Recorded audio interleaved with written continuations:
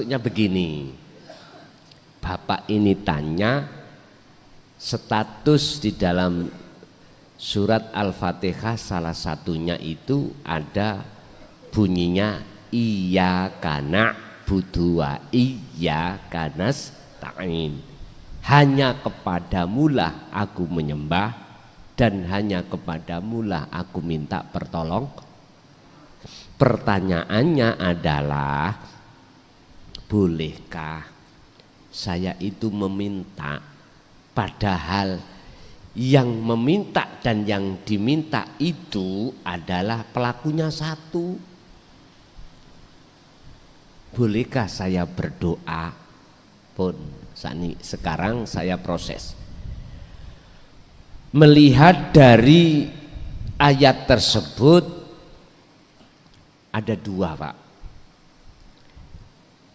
Ada makhluk yang meminta dan memohon, ada kholik yang dimohon.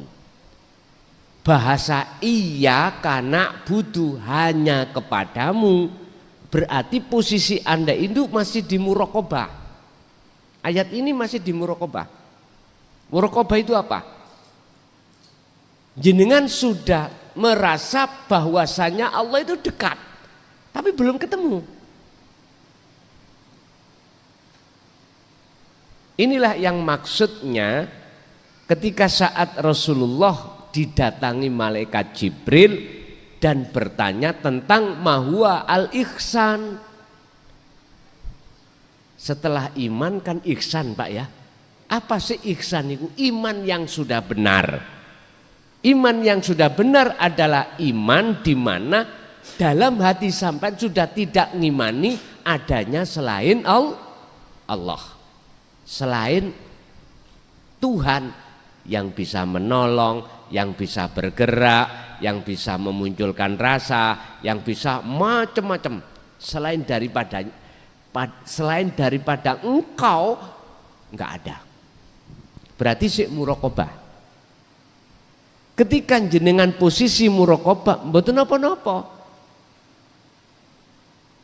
Karena ada diri jenengan sebagai makhluk dan karena ada diri Allah sebagai Khalik. Tetapi tatkala jenengan meneruskan muraqabah ke musyahadah, maka pelakunya cuman satu, cuman tunggal pelakunya. Bagaimana mungkin Allah minta pada Allah? Lah wong semuanya itu milik Allah. Sama dengan kita di rumah itu ada makanan, ya makanan kita. Mungkinkah sampai niki mengatakan Mbak Mi kula, son njaluk sego minta nasinya ya? Masa mungkin gitu? Mungkin jenengan langsung mengambil, kita langsung mau ngambil langsung makan. Gak mungkin ada kalimat son minta nasinya, gak mungkin. Karena ini milik saya. Milik saya. Itulah Pak masuk di dalam sifat jaiz, kewenangan. Lah, bagi orang-orang yang sudah diletakkan musyahadah, versinya di khawasul khawas, lahirnya di mata umum berdoa, tapi batinnya tidak berdoa. Karena jaiz ini. Inilah nanti ada pembahasan rahasia doa itu bagaimana sih di depan Allah, sehingga di dalam ayat Allah katakan ud'uni astajib lakum. Lah miliknya sendiri. Ya enggak ada Pak yang menghalang-halangi. Itu tadi makanan saya sendiri. Enggak ada yang bisa menghalang-halangi. Saya bisa makan mendapatkan nasi itu, enggak ada. Karena selain saya sudah tidak ada. Kecuali ku milik sampean. Saya enggak izin sampean. terus saya makan naik, maka saya disebut pencuri. Makanya mengapa ayatnya ud'uni, ada ya mutakalim yang mengarahkan kepada keakuan Allah. Ud'uni, mintalah kau padaku. Artinya ud'uni ini harus diartikan datanglah kau dulu pada yang punya. Cara saya tadi datang jenengan yang memiliki nasi, Pak nyuwun nasi ini setengah piring ya, kula lawuhi. Jenengan yakin pasti memberikan. Karena saya memakai etika sopan. Boten merampok tapi nyuwun dengan rendah hati. Wis gak ada alasan sampean itu tidak memberikan, gak ada alasan, pasti diberikan. Ini Pak, artinya orang berdoa minta sesuatu pada Allah wajib bertemu Allah dulu. Karena apa yang kita minta itu milik Allah. Kalau sudah bertemu Allah, diri kita nggak ada. Maka fastajib, tak sembadani. Niki ayat ini penuh dengan tersirat juga. Pokoknya setiap ayat itu ada sesuatu yang tersirat, Pak. Tinggal kita membacanya dari mana, muhakamah atau mutasyabihah, jobo atau jero, syariat atau hakikat. Nek syariat, kalau syariat ya sampean harus memakai tafsir muhakamah, apa tafsir Jalalain, tafsir Ibnu Katsir, tafsir Mundir, tafsir Munir, tafsir Yasin, ada. Kalau kita mencari mencari arti yang tersirat, ya harus pakai tafsir mutasyabihat. Sumbernya ada di Al-Qur'anul Qadim, baru ketemu. Bapak Ibu hadirin, kalau jenengan diletakkan di musyahadah terus di khawasul khawas, secara lahir boleh Pak jenengan berdoa. Tapi secara ruhaniyah jenengan tidak menghadap terhadap yang diminta, tapi menghadap ini wajah tuwaj, iya berarti tunggal. Kalau seperti itu, ya jangan disebut doa. Mana mungkin Gusti Allah iku njaluk nang Gusti Allah. Mboten mungkin. Iku sifatnya jaiznya Allah. Tapi kalau jenengan duduk di musyahadat di makom khos, mboten purun doa, nggak boleh memang. Mosok Gusti Allah njaluk. Mboten. Masa Gusti Allah minta? Sebab semuanya miliknya. Jadi wis cara dohir wis tidak Allahumma. Ndak. Inilah wong jadab. Kelakuane majedub itu orangnya. Jadi saya naik tong Allahu Akbar, gak sholat ya gak salah karena gendenge gitu. Wong jadab itu kan seperti itu. Sifat jaiz itu wenang segala-galanya karena semuanya milik Allah, milikku Allah wis. Makanya orang gila dalam hukum negara itu tidak bisa disentuh, nggak bisa disalah, apalagi dapat sertifikat menur. Wah, polisi nggak berani Pak nilang, nggak berani menghukum, manakala ditengarai melanggar undang-undang, nggak bisa. Di desa saya itu ada Pak, tetangga desa. Ada seseorang yang punya sertifikat menur. Orangnya sudah sedo sekarang. Punya sertifikat menur. Dia itu tiap malam itu bandar dadu, Pak. Tahu bandar dadu nggih? Ini kalau masak yang gak mateng-mateng loh, dibuka, ditutup, dibuka, ditutup. Jadi dilihat nasinya belum matang, ditutup lagi. Polisi ngrebek sing Melayu iku ya sing tombok-tombok niku. Iya. Dirinya aman karena membawa surat tapi pinter, Pak. Berinisial TL. Saya nggak usah nyebut nama, nggih, pun almarhum. Sebelum berangkat itu mesti pamitan istrinya. Pamitan ya, Bu, saya nyambut gawe. Belanja untuk besok ini. Orangnya orang nggak punya, Pak. Tapi dia mengatakan punya. Jadi sepedanya itulah yang dibuat bondo.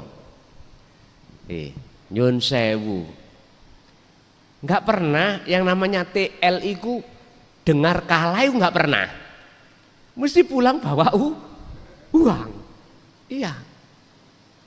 Bawa uang, entah nggak tahu itu caranya bagaimana dia, mesti menang, bandar. Lah, ketika saat misalkan alate iku digajuli orang lain, aslinya yang tombok, wes aku sing bandar, itu loh, saya yang bandar, ya boleh, tapi dia nggak mau tombok, nggak mau. Tapi nek bandar mau, nek tombok tidak mau. Jadi oleh karena dia itu dapat SK dari Menur, polisi nggak bisa menangkap. Karena SK-nya dia gila. Tapi kok iso dadu ya, Pak ya? Itulah ibarat laksana seseorang kalau hatinya sudah gila pada Allah, lupa akan selain Allah, itu memang wajar. Apalagi diletakkan Allah di makom khos, wah udah prai sembarang kalir. Kalau khawasul khawas kan masih membawa 4 sifat, sidik, fatonah, tablek, amanah. Ditanya ya bisa jawab, karena Allah memang mengkondisikan beliau-beliau itu dalam sifat 4 itu. Nggih. Lanjut.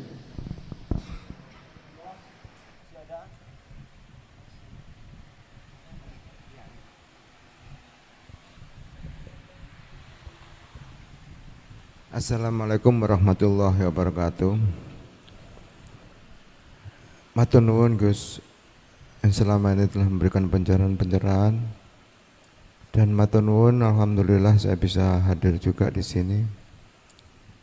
Alhamdulillah, yang saya tanyakan hanya satu, Gus. Setelah kita kholwat khusus, setelah kekosongan tadi, yang pertama terasa itu jelek masuk itu, setelah itu enggak lama, Gus. Memang keinginan saya memang kepinginnya itu lama gitu, untuk bercinta ataupun bertemu dengan Allah tadi. Tapi enggak pernah lama, yang pertama. Yang kedua, pada saat kita kosong dalam aktivitas apapun, seperti kholwat umum gitu ya, yang saya tanyakan, untuk menerima petunjuk itu apakah nantinya itu ada dan bagaimana caranya, Gus? Gitu aja. Wassalamualaikum warahmatullahi wabarakatuh. Waalaikumsalam warahmatullahi wabarakatuh. Sayang sedikit sifat basariyah itu tidak bisa dibunuh. Cuman lemahkan. Sayang sedikit nafsuku nggak bisa dibunuh, cuman hanya Lah matinya nafsu, matinya iblis itu menunggu hari kiamat. Matinya nafsu sudah tidak ada pada diri kita kalau kita sudah mati.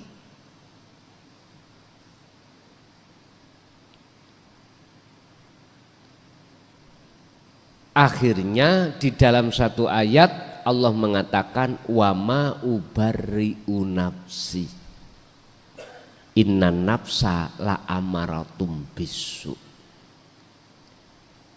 Walaupun nafsu itu wis lemah Pak, lemah mah.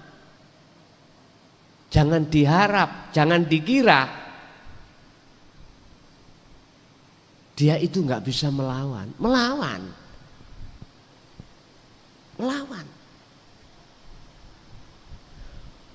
Orang yang pernah dimasukkan penjara, ya, itu berbagai ring yang dilakukan oleh para penjaga. Ring pertama kamar dikunci, ring kedua pagar itu dikunci, ring ketiga ada pintu untuk keluar masuk orang itu juga dikunci, ditambah dijaga 24 jam. Sip-sipan Pak, sing tahu mlebu penjara pasti tahu. Tapi jangan dikira kita yang ada di kamar lemah nggak ada keinginan untuk keluar. Saya dulu ya kepingin yohan keluar, akhirnya keluar dewe, ngetok nanggone anak bojo, nutul balik maneh.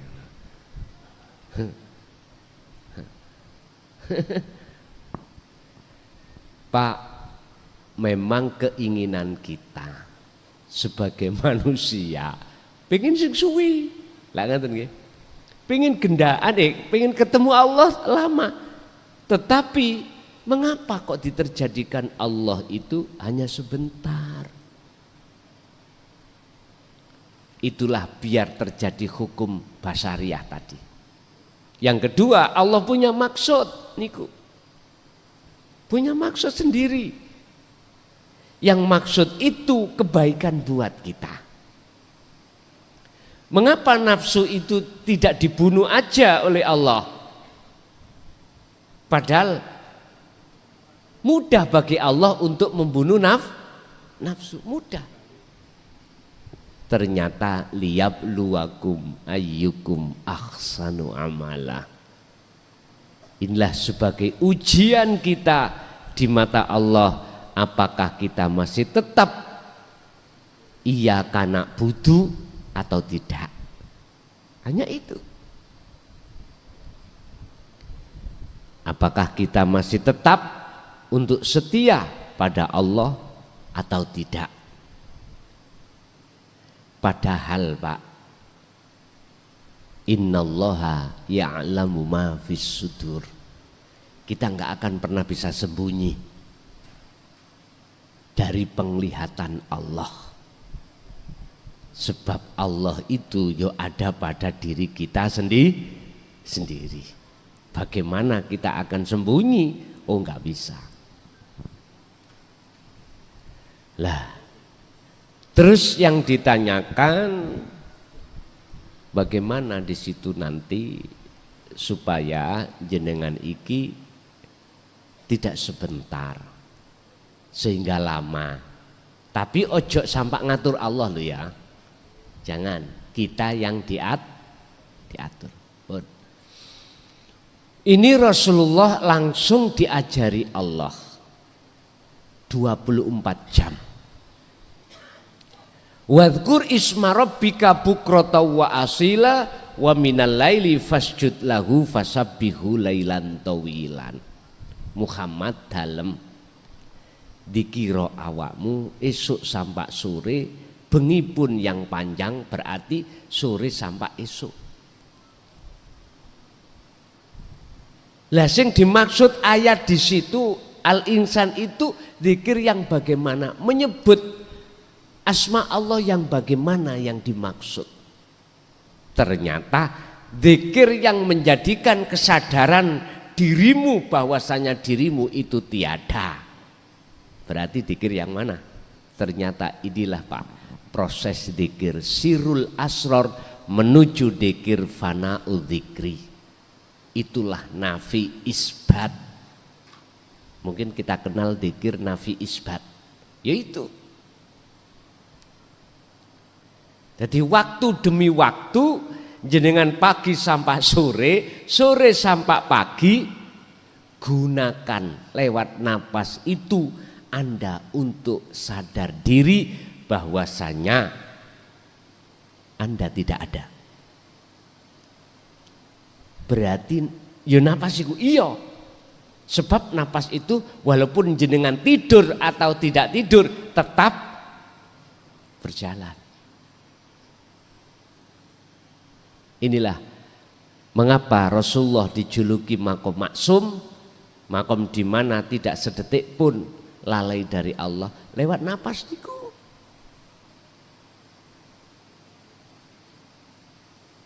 Apa bisa tah? Jasad kita kerja, jasad kita kelon, jasad kita makan, jasad kita repot, terus hati sambung pada Allah. Ini pertanyaan. Saya jawab, sejak kapan Gusti Allah gak iso yang seperti itu? Sejak kapan kita gak percaya kalau Allah itu bisa segala-galanya?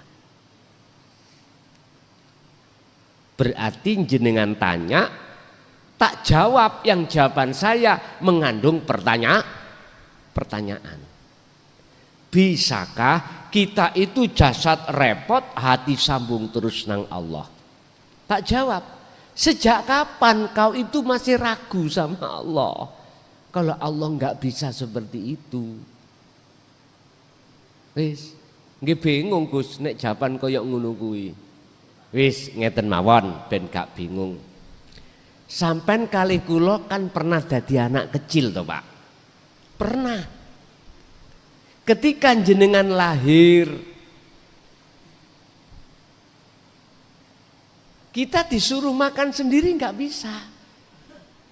Kadang tangan ini keliru ke irung, gitu ya, keliru ke kuping, ke mata,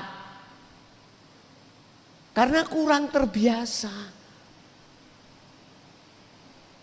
Ketika saat sudah diajari dan dibiasakan anak kecil itu makan sendiri dengan tangannya sendiri, walaupun lampunya mati jenengan, sampean beton nasi, bawa nasi, memasukkan nasi ke mulut nggak pernah kesasar. Padahal ya lampunya peteng. Itu artinya Pak, apapun sikon jenengan kali kula niki tidak akan pernah bisa menghalangi ruhaniyah hati jenengan iku berzikir pada Allah. Tidak bisa. Contoh. Jenengan menghadapi kondisi dengan istri atau suami dengan anak yang gak cocok.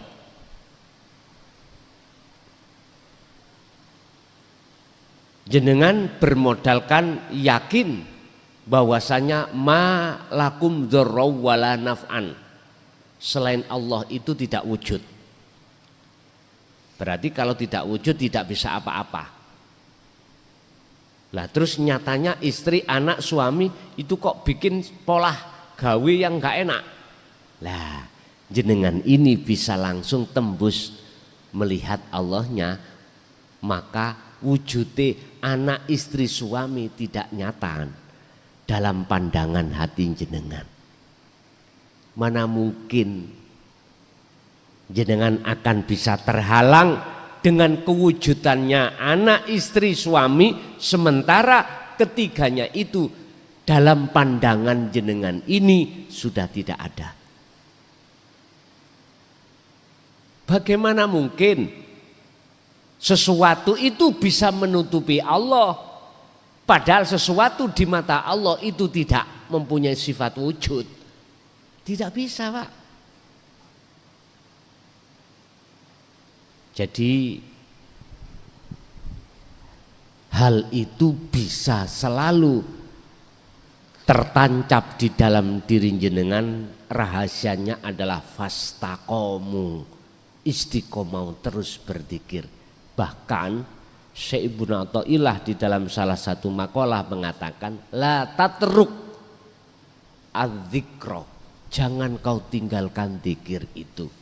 Senajano walaupun li adami hudurika ma'allahi bihi, walaupun zikirmu itu tidak bisa hudur terhadap Allah, tetap itu jalankan. Sebab luweh bahaya kau lupa lalai pada Allah sebab gak zikir daripada jenengan lalai atau gak hudur sebab kau berzikir. Oleh sebab itu la tatruk, jangan kau tinggalkan adzikra terhadap zikir itu. Terus lakukan walaupun tidak bertemu, belum bisa bertemu, kok yon jenengan iki masih di muraqabah, Allah terasa dekat, terus lakukan itu. Allah sudah berjanji pasti akan ketemu. Oke, lanjut Ibu barangkali ada.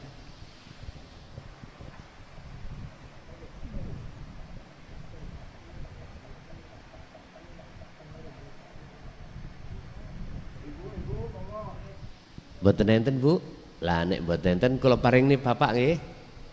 2 pertanyaan lagi. Monggo Pak.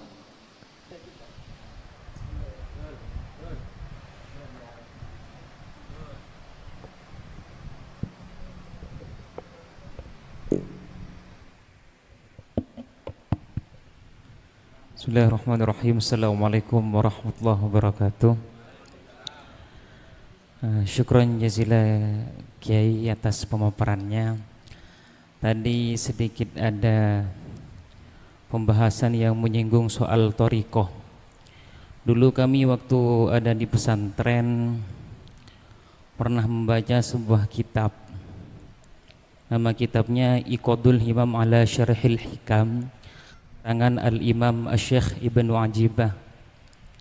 Dan ini sudah sering kami tanyakan, namun kami belum mendapatkan penjelasan yang bisa betul-betul memuaskan hati dan pikiran kami. Di dalam kitab Iqadul Himam itu Asy-Syaikh Ibnu Ajibah menyatakan bahwa faman asyraqat bidayatuh asyraqat nihayatuh fala yantaqilu ila amali thariqati hatta yuhaqqiqa amal syari'ati wa tartadha jawarihuhu ma'aha. Yang kami bingungkan adalah kenapa di sana ada standar dan ukuran seseorang bisa beralih kepada amalan thariqah itu harus betul-betul mentahqiq amalan syariatnya, dan wa tartadha jawarihuhu ma'aha, dan jawarih atau anggota badannya ini betul-betul terlatih di dalam amalan syariatnya.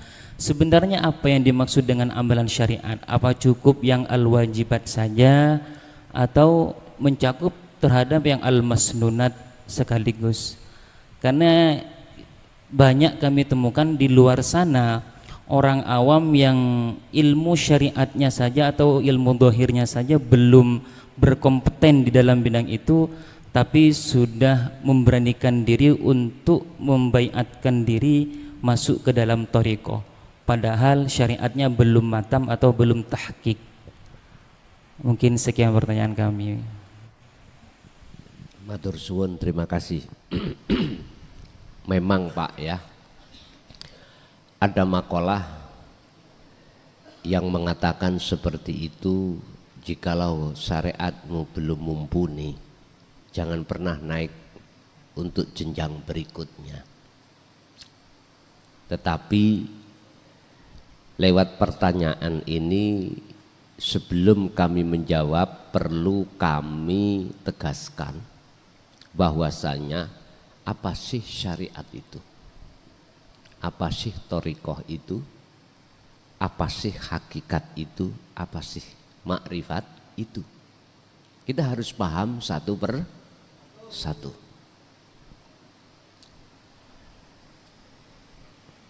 Kalau kami menerjemahkan mudah untuk dipahamkan, saya laksanakan gini, saya umpamakan gini.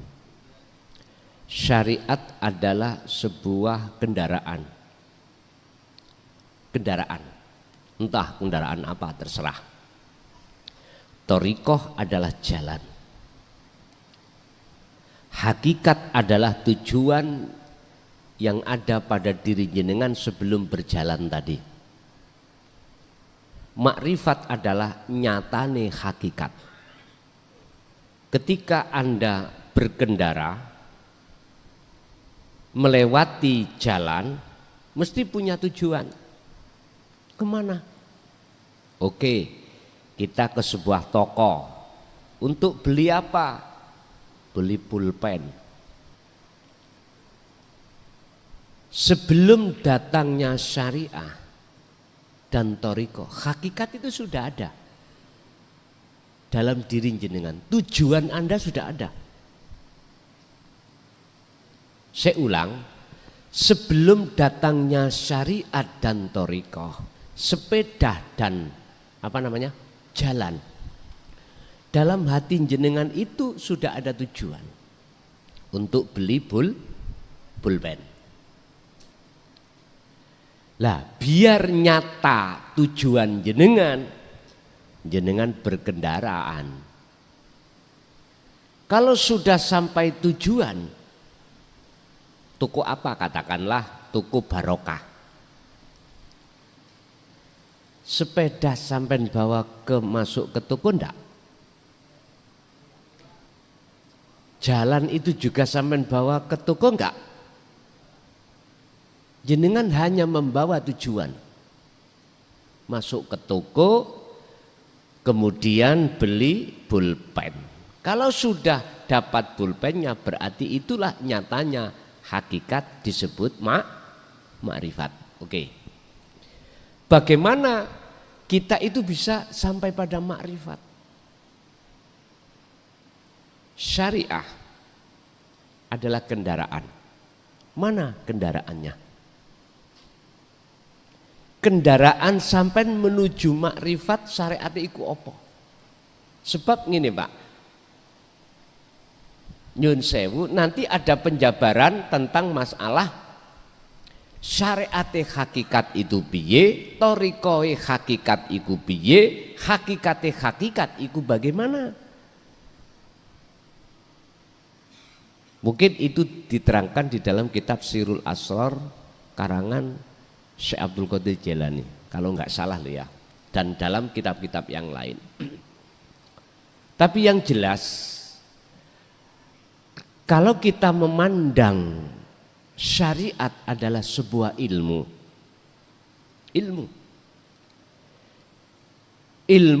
untuk mendidik jasmania sampean untuk bisa berakhlak istimaiyah.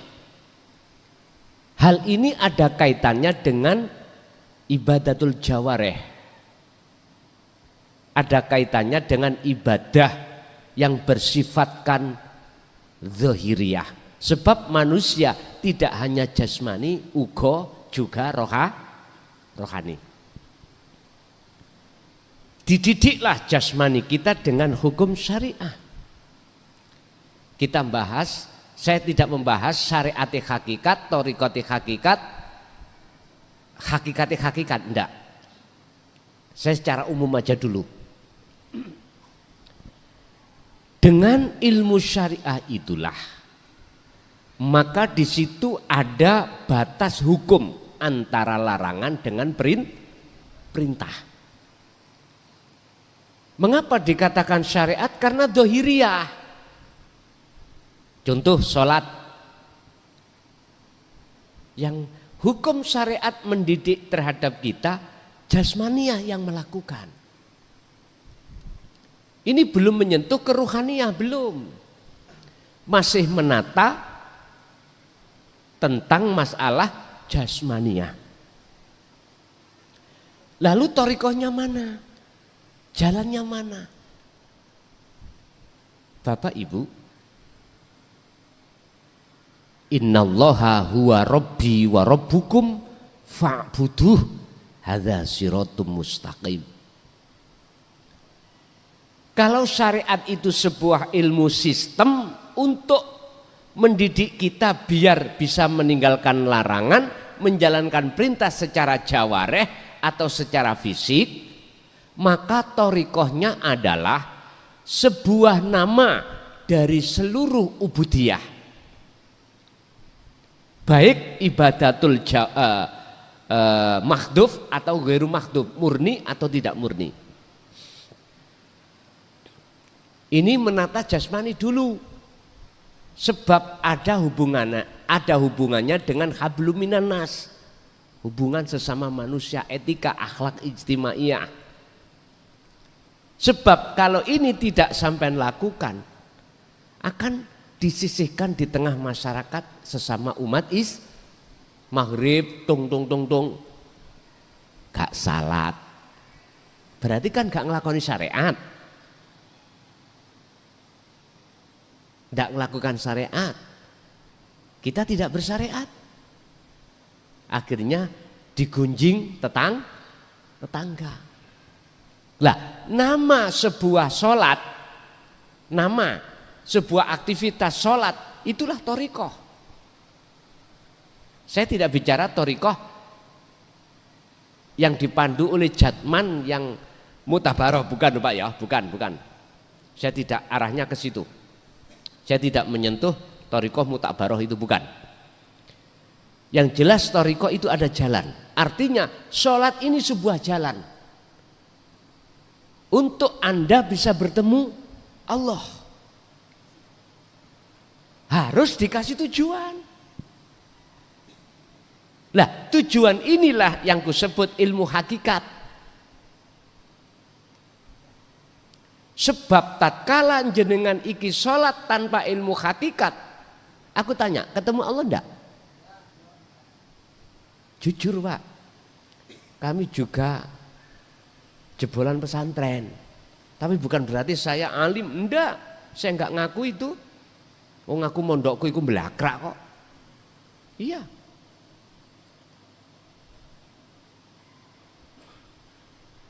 Jujur saya katakan, ketika saat saya sholat, ini wajah itu tidak wajiyah, tapi menghadap samawati wal ard.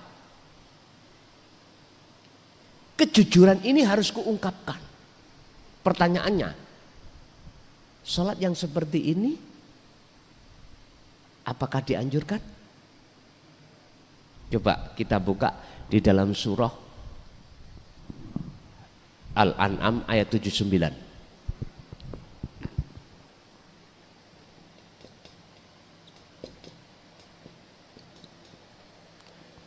Ini kisahnya Nabiullah Ibrahim. Ya, kisahnya Nabi Ibrahim.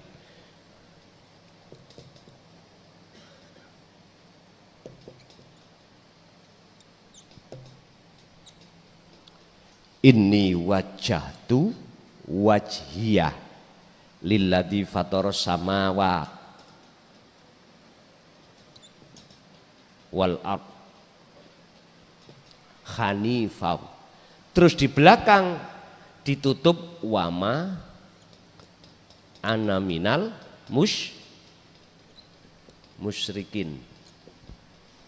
Artinya gini Pak, jikalau sholat jenengan estu menghadap wajah Allah, berarti marifat toh, karena membawa tujuan.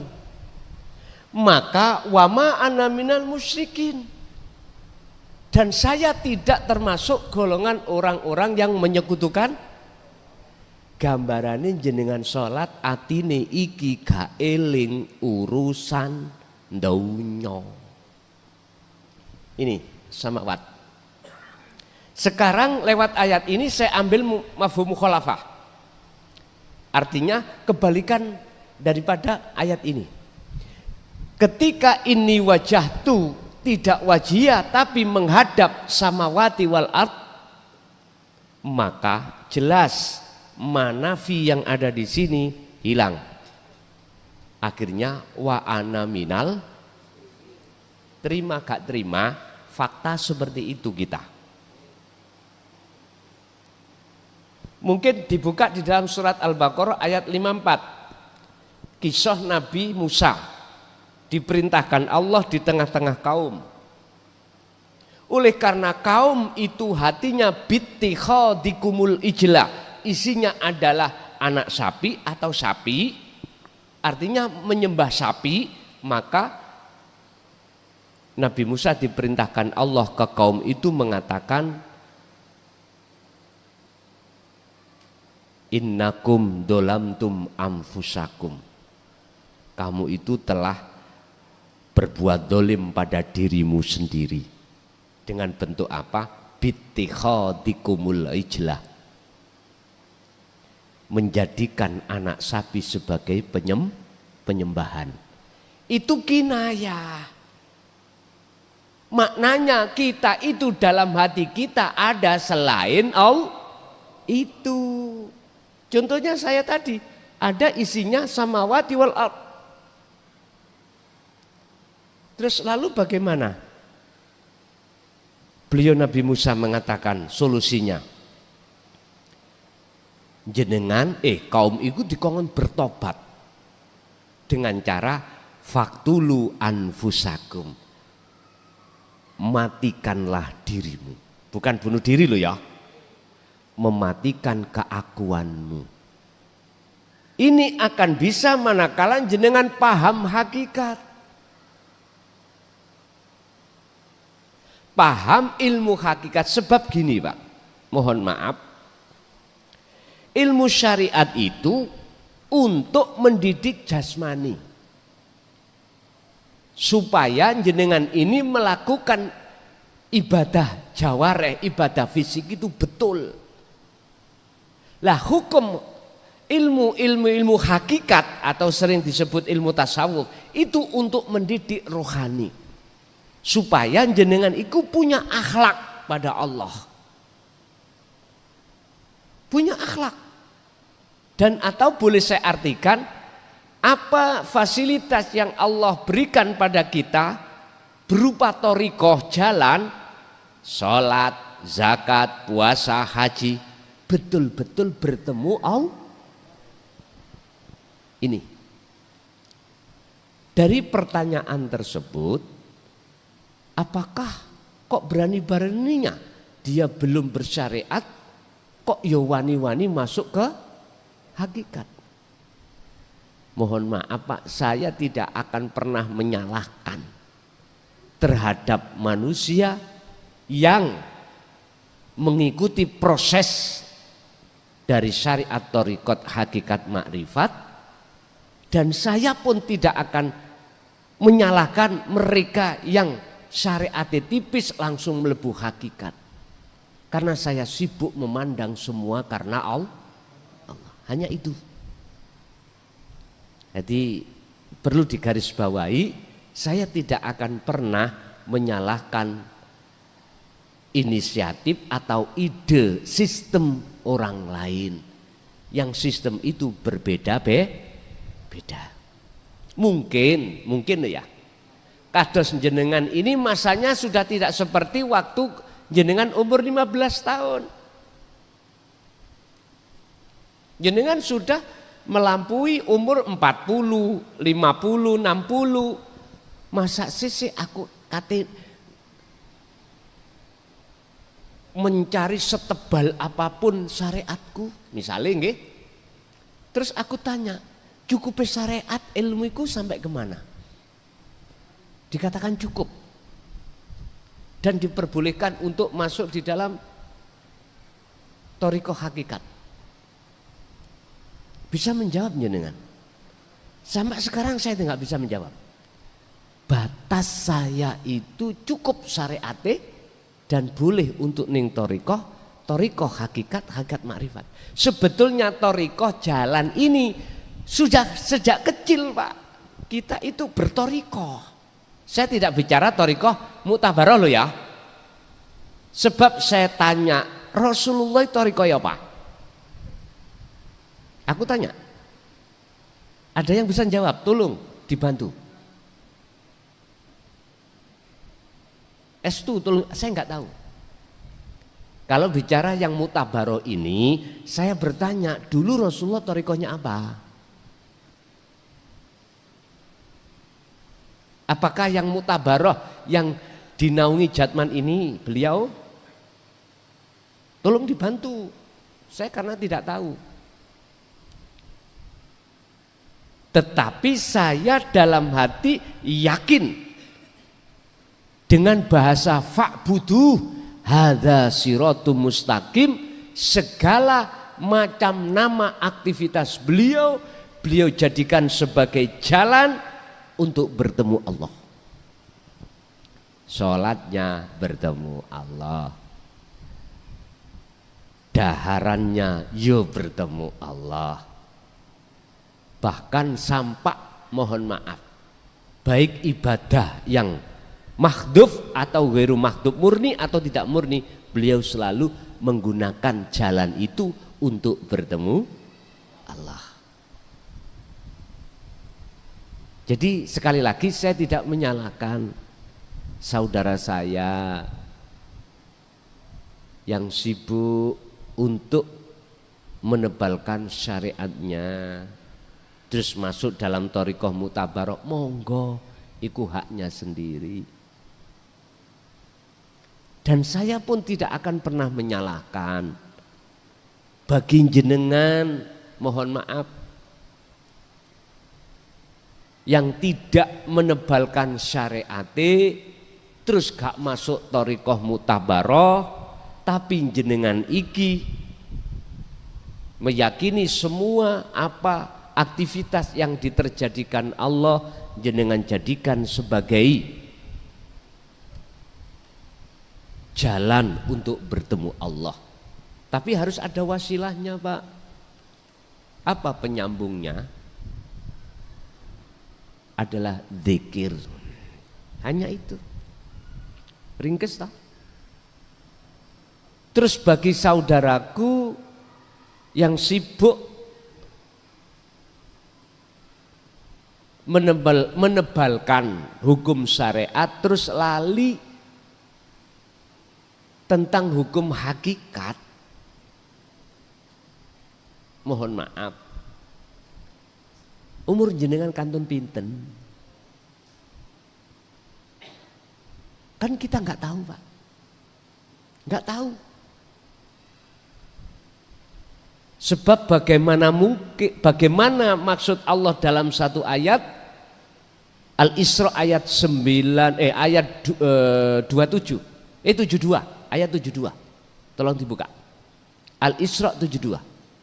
Allah katakan mangkana fi hadhihi a'ma fahuwa fil akhirati a'ma wa adallu sabila.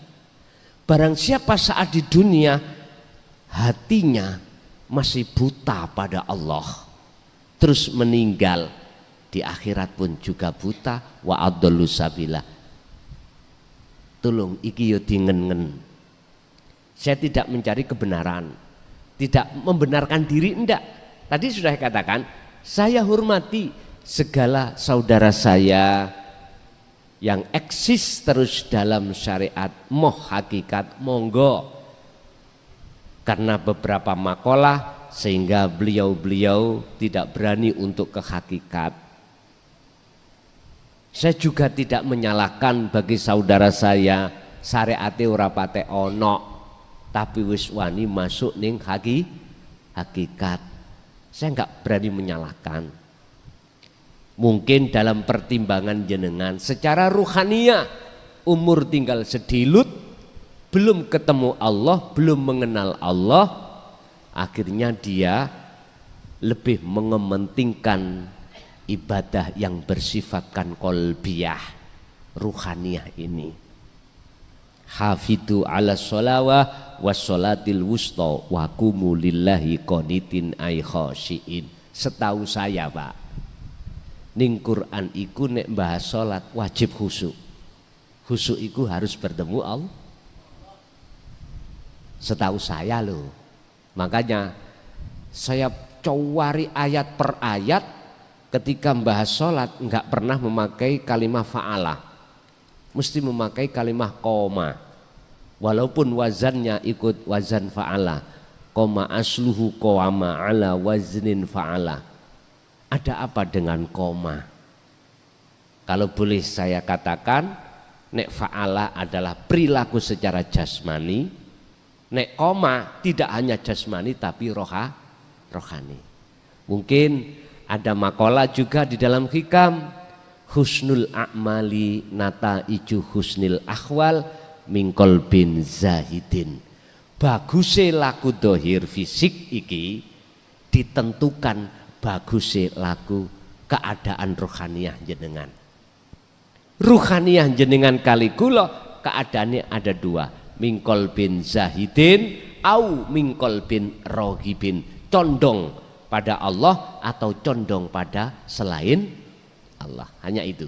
Nek sumber hati ku condong pada Allah, maka mesti salate khusyuk. Nek hati condongnya pada selain Allah, mesti salate ya ngono kuwi. Loh, kejujuran ku akui, Pak.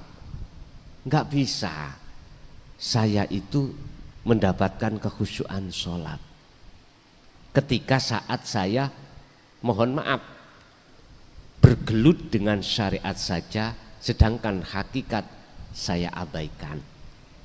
Bagaimana mungkin saya membawa sepeda dan jalan itu tapi tidak membawa tujuan? Itu disebut apa? Saya bawa sepeda ke jalan muter-muter, ditanya, "Son, tujuanmu kemana?" "Mbo." Itu apa? Ya mungkin bahasa kula aku melakrak. Nanten. Mesti harusnya ada tujuan. Syariat adalah tumpaan ilmu untuk jasmani, thariqah adalah sebuah jalan yang telah Allah berikan berupa nama-nama seluruh aktivitas yang disebut ibadah. Apakah ibadah mahdhuf, murni atau tidak murni? Murni contoh sholat, zakat, puasa, haji, baca Quran, murni. Pertanyaannya, apakah ketika ibadah murni itu betul-betul kita bertemu Allah atau malah bertemu makhluk? Ini semuanya yang jawab diri kita masing-masing. Hakikat adalah tujuan. Tujuan ini ada maksud daripada sebuah ilmu. Yastami'unal qaula wa yattabi'una ahsanahu. Ini ketika kami mendengarkan, lalu saya beriman, lalu saya mengamalkan, maka sampailah tujuan saya. Nyatanya tujuan adalah, nyatanya hakikat adalah makrifat, bertemu Allah. Kalau sudah bertemu Allah, bukan maksudnya sirroh hamba iki sok bertemu Allah, ndak. Kefanaan selain Allah dalam diri kita, maka yang nyata adalah Allah. Itulah namanya bertemu, itulah namanya makrifat. Bingung maneh? Mungkin ada di dalam keterangan hikam itu tentang makrifat itu ngeten, Pak. La ibsorun wa mubsorun wa basorun. Enggak ada yang melihat, enggak ada yang dilihat, enggak ada mata untuk melihat. Yang ada apa? Nama-nama sudah fana itu. Gini ki. Manusia terbatas, akalnya terbatas. Nggak bisa masuk ke situ. Makanya harus dengan iman. Kalau iman bisa masuk. Jadi Pak, saya setuju dengan makalah yang panjenengan sampaikan tadi. Itu bagi kita yang waktunya masih panjang, boleh, dan itu lebih baik. Syariat ya kuat, ya toh. Terus masuk thariqah. Kalau kita bahas mutabaroh harus sanate munfasil, harus sanate sambung. Mutasil, bukan munfasil, mohon maaf, mutasil, harus sambung. Lah, sehingga dikatakan mutabaroh itu di situ. Sanatnya itu sambung sampai kanjeng Nabi. Terserah jenengan pakai thariqah yang mana. Ini kalau kita membahas mutabaroh. Tapi saya katakan dan saya bertanya, Rasulullah pakai thariqah yang mana? Selama ini kami belum pernah ada jawaban yang menguatkan Rasulullah thariqah A, B, C, Z yang dalam mutabaroh. Belum sampai detik ini belum ada jawaban. Cuman di dalam jawaban hati saya, seluruh aktivitas yang diterjadikan Allah pada beliau itu dijadikan beliau sebagai fasilitas atau sebagai jalan untuk pertemuan beliau terhadap Allah. Namanya makalah, siapapun boleh bermakalah, ya toh? Makalah itu pendapat. Siapapun punya hak untuk berpendapat, siapapun. Cuman makalah ini bisa diterima apa enggak. Lah saya sendiri enggak butuh bah kok terima bah enggak butuh itu saya. Karena sifat saya tentang fafirru ilallah adalah inni lakum minhu nadhirum mubin. Misalnya itu aku. Enggak ada urusan. Setiap makalahku itu harus ada yang mau terima atau tidak, itu bukan urusan saya. Bukan urusan saya. Bukan urusan saya. Dan saya bukan ngurusin jenengan harus mengikuti ajaran ini atau makalahku, enggak. La ikraha fiddin qad tabayyana rusdu minal ghayy. Enggak ada paksaan. Bagi panjenengan beriman atau tidak itu hak jenengan. Saya statusnya hanya menyampaikan saja. Urusan percaya gak percaya itu tergantung umat masing-masing. Rasulullah pernah ditegur Allah, Muhammad, jangan pernah kau memaksa terhadap umatmu untuk beriman seperti kamu. Sifat kamu hanya menyampaikan aja. Oleh sebab itu jangan sakit hati kau bila mana ada umatmu yang menolak, bahkan mencaci apa yang kau sampaikan, jangan. Lah ini bisa Pak, ati mboten ganjel manakala kita tidak memandang makhluk tapi memandang Allahnya. Sebab sudah jelas manusia sifatnya itu la haula walaku, tidak punya daya upaya untuk berbicara, melihat, mendengar, apalagi merasa ngerti, merasa alim, merasa pinter, merasa mulia, merasa nggak ada. Walaku wata, kekuatan apapun nggak bisa. Tapi semuanya itu manakala terjadi semata-mata illa bil. Loh jelas toh? Wa malak Allahu khalaqakum wa ma ta'malun. Kesimpulannya Pak, itu tergantung makom kita masing-masing. Kalau kita masih di makom yo harus tebal syariate, harus makom lo ya. Makom beda dengan makom khos ataupun bahkan khawasul khawas, beda pandangannya. Sama dengan ini tadi loh Pak. Nah, kelengkeng.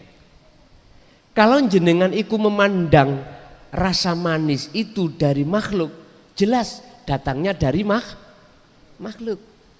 Ini buktinya secara realita, kalau saya tidak makan kelengkeng gak mungkin terjadi rasa manis.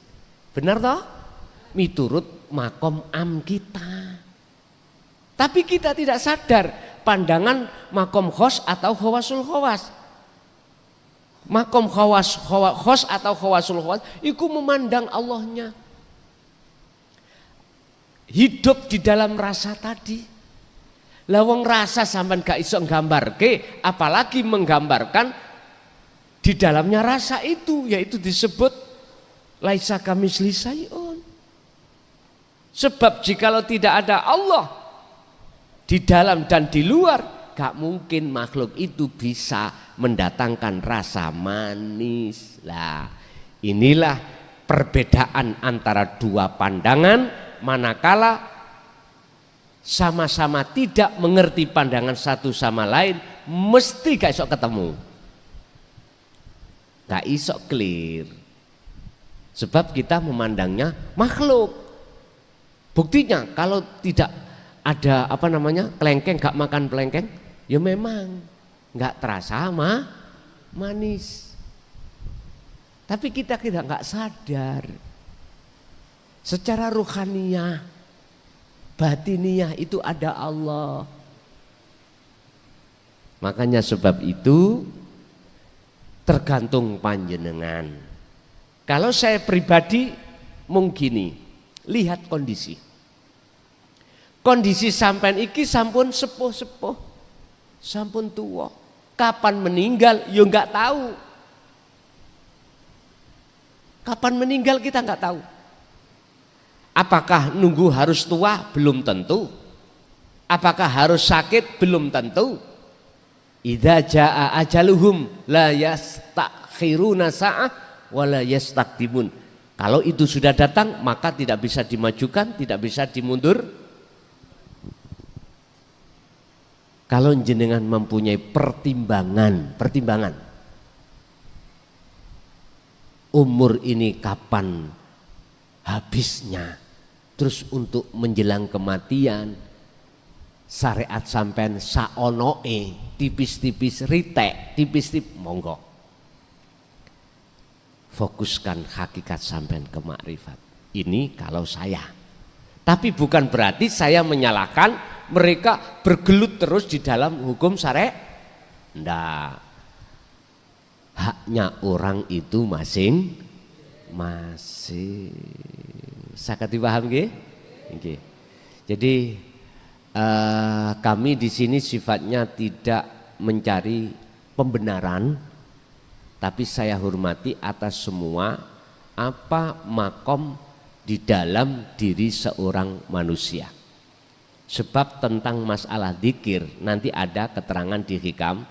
Orang berzikir itu ada 4 makom. Ono dzikir tapi atine lali nang Allah. Lesani ngucap atine lali. Nomor 2, ada orang berzikir itu mau hatinya berzikir tapi dia lalai terhadap Allahnya.